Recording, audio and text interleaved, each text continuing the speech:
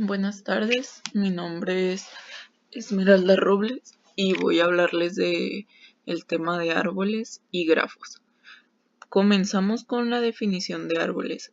Los árboles son estructuras no lineales, al contrario a estructuras lineales como lo son los arreglos y las listas. Además, los árboles reducen la complejidad a un comportamiento logarítmico en cuanto a operaciones como inserción y eliminación. Los árboles muy utilizados debido a que son un método eficiente para búsquedas grandes y complejas, por ejemplo, en algunas áreas, como lo son inteligencia artificial, algoritmos de cifrado, y también son utilizadas por los sistemas operativos para almacenar archivos. Algunos datos importantes de los árboles es que para comprender mejor qué es un árbol comenzaremos explicando cómo es estructurado. Nodos. Se le llama nodo a cada elemento que contiene un árbol. Nodo raíz. Se refiere al primer nodo de un árbol. Solo un nodo del árbol puede ser la raíz. Nodo padre. Se utiliza este término para llamar a todos aquellos nodos que tienen al menos un hijo. Nodo hijo. Los hijos son todos aquellos nodos que tiene un padre. Nodo hermano. Los nodos son aquellos nodos que comparte a un mismo padre en común dentro de la estructura. Nodo hoja. Son todos aquellos nodos que no tienen hijos, los cuales siempre se encuentran en los extremos de la estructura. Nodo rama. Estos son todos aquellos nodos que no son la raíz y que además tiene al menos un hijo.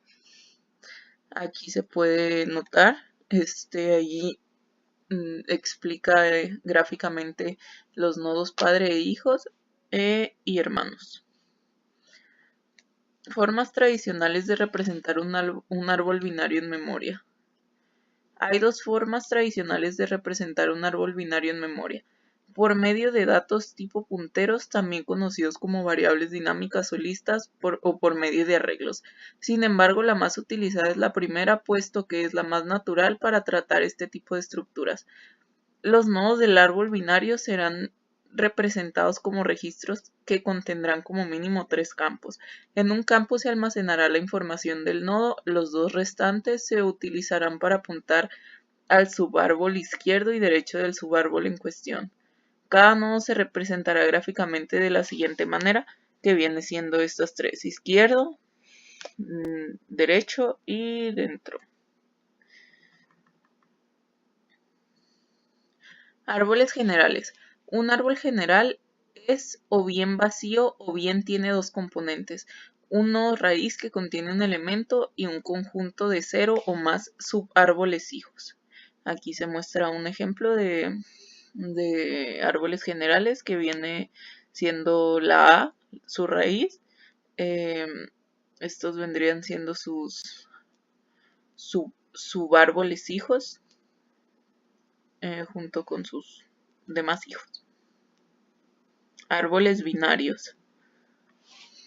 Se dice que un árbol binario es aquel en donde ningún nodo puede tener más de los subárboles, es decir, un árbol binario puede tener 0, 1 o 2 hijos, y estos nodos se conocen como hijo izquierdo y como hijo derecho.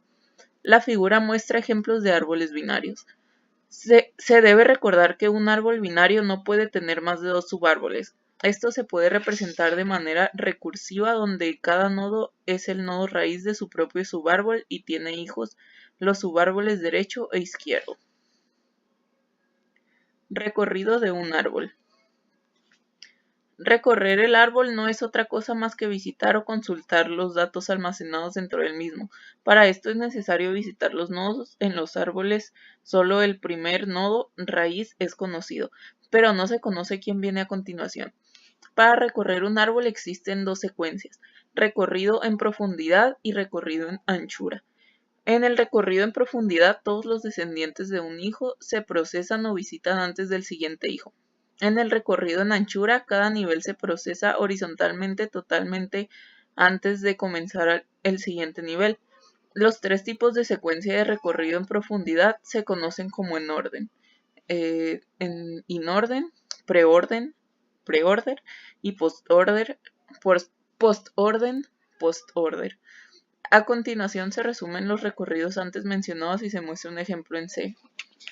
Pues aquí dice comenzamos con el recorrido en orden. Recorrer el subárbol izquierdo en orden sería el primer paso. Después el segundo paso sería visitar la raíz y el último paso sería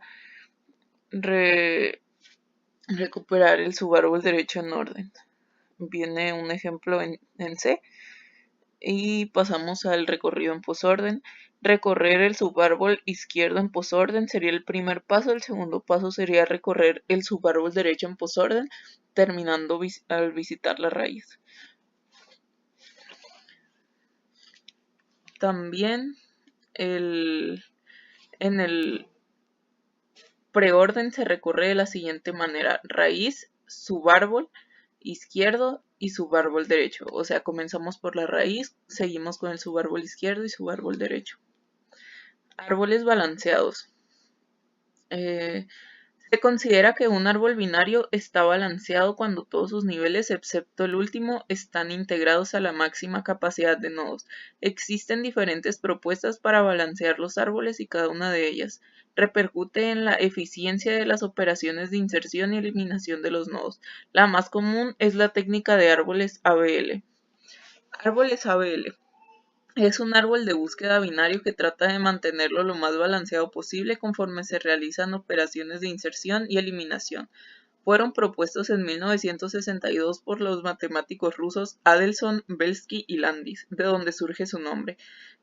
En los árboles ABL se debe cumplir el hecho de que para cualquier nodo del árbol, la diferencia entre las alturas de sus subárboles no exceda una unidad. Tenemos el factor balanceo. Los nodos de un árbol ABL guardan un valor menos 1,0,1, que se conoce como factor de balanceo. Se representa como FB, que son sus iniciales, y representa la altura entre las alturas de sus subárboles. Un FB igual a 0 de un nodo significa que las alturas de sus subárboles son iguales. Un FB positivo significa que la altura de su subárbol derecho es mayor al subárbol izquierdo. Un FB negativo significa que la altura de su árbol izquierdo es mayor al subárbol derecho. Grafos. Comenzamos con su definición. Un grafo es un conjunto no vacío de objetos o entes físicos que contienen relación entre ellos. Un grafo está formado por vértices, muchas veces también llamados nodos, siendo estos los que representan a los objetos, y un conjunto de arcos que representan las relaciones entre los vértices, también llamadas aristas o edges en inglés. La representación en lenguajes de programación. Cuando se quiere representar grafos en los lenguajes de programación, básicamente se suele trabajar con dos presentaciones posibles: matriz de adyacencia y listas de adyacencia. Comenzaremos con la matriz de adyacencia. Esta representación en un lenguaje de programación corresponde a la representación matemática vista en el apartado anterior. Se manejan dos variantes para esta representación.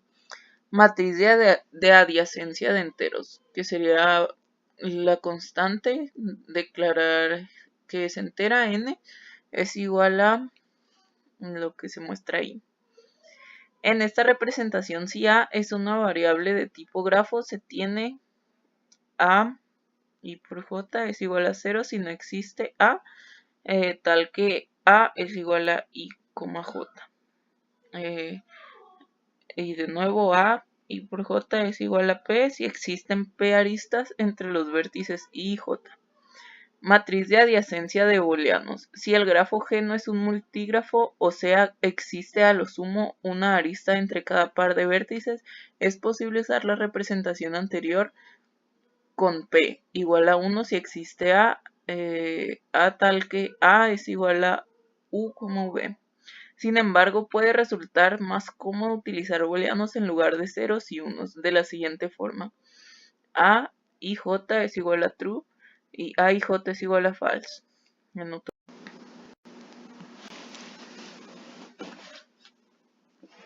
La representación de matriz de adyacencia es útil en aquellos algoritmos sobre grafos que necesiten saber frecuentemente si una determinada arista existe.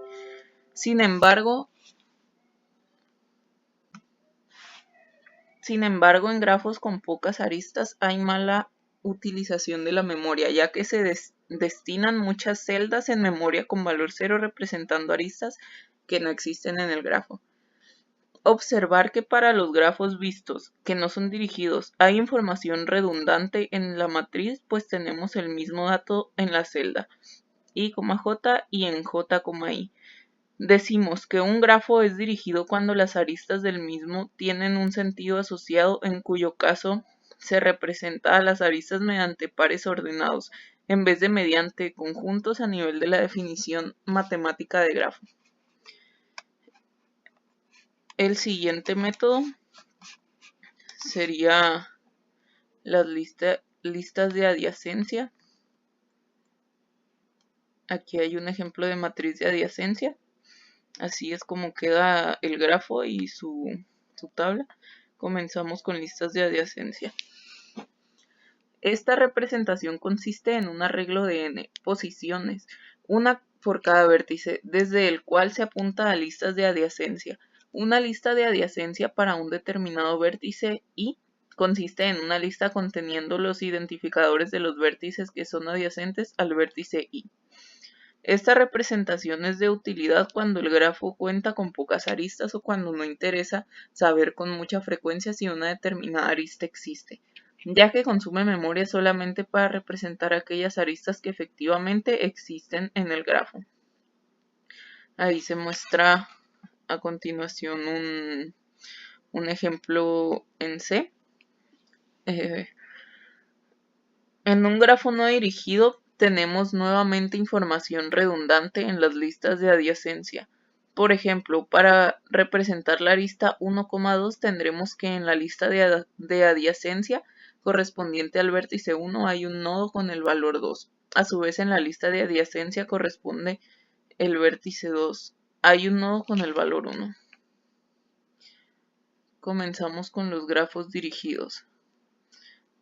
Un grafo dirigido es aquel en el que las aristas son pares ordenados. En este caso, una arista, que viene un ejemplo, que es V1, V2, se representa gráficamente como una flecha que sale de V1 y apunta a V2.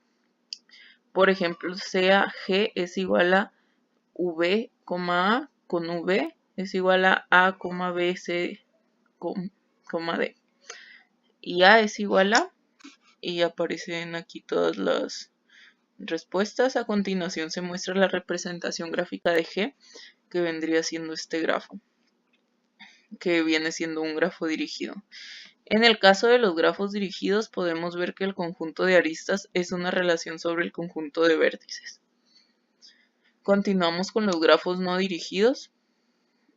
Un grafo no dirigido es aquel en el que las aristas son pares ordenados. En este caso, una arista B,1 implica que existe una conexión entre el vértice B,1 y el vértice 2. Por ejemplo, sea G igual a VA con V, ABCD. Y A es igual a todas estas siguientes respuestas. Y a continuación se muestra la representación gráfica de G, que viene siendo este grafo. Una arista que conecta a un vértice consigo mismo se denomina lazo o bucle. En este ejemplo, las aristas A, y D, son bucles. Sus aplicaciones. Los grafos tienen muchos tipos de aplicaciones, tanto de mapas como aplicaciones matemáticas, como resolver problemas sobre búsqueda de caminos con el menor costo. Por ejemplo, la ruta que usará el taxi para llevar a una persona a su destino. Otra aplicación puede ser la del teorema de los 4 colores. Normalmente se usa para pintar mapas y, como el nombre lo dice, con 4 colores. Lo que busca es colorear los vértices del grafo sin que haya el mismo color a la par del vértice. Una aplicación matemática en los grafos muy conocida es la del algoritmo de Floyd y Warshall. Este algoritmo tiene como objetivo buscar el camino más corto en grafos etiquetados o ponderados, entre otras aplicaciones de los grafos. Esto sería todo. Muchas gracias. Ahí tenemos las bibliografías. Gracias.